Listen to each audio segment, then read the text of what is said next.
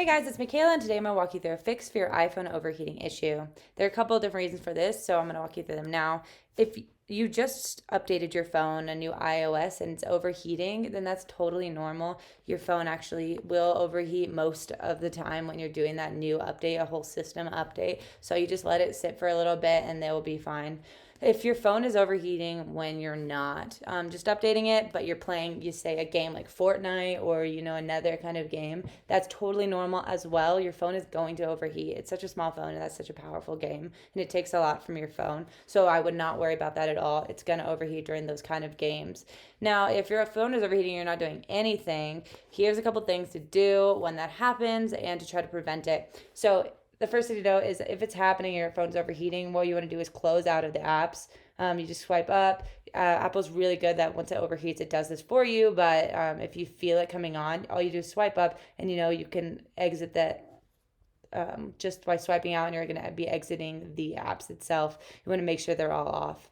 The second thing to do in a preventative matter is make sure that all your apps are updated, and that could cause a huge problem with the phones if you're not updating them constantly. So to do that, all we do is go to the Apple Store, just gonna swipe down, go to the App Store. You can go to your profile button at the top right, and this will show you all the apps that need to be updated. And you can just either update all or go through and, do that way. The next thing to know is that if you have so many apps, your phone is over storaged, you're almost at your capacity, that's also going to cause a problem. So you want to make sure that you're not like overpacking your phone. If we go to our settings and we go down to general, and then iPhone storage. This is where you can see all of the apps you have. You can delete them, delete the ones you don't want. You can see some apps that you didn't even remember you had that are running in the background. So I would go through and do that and delete whatever you need to, and make sure that you have some space open. I am only using 65 gigabytes, but like if you're using all 255 of those gigabytes, the chances of your phone overheating are really high.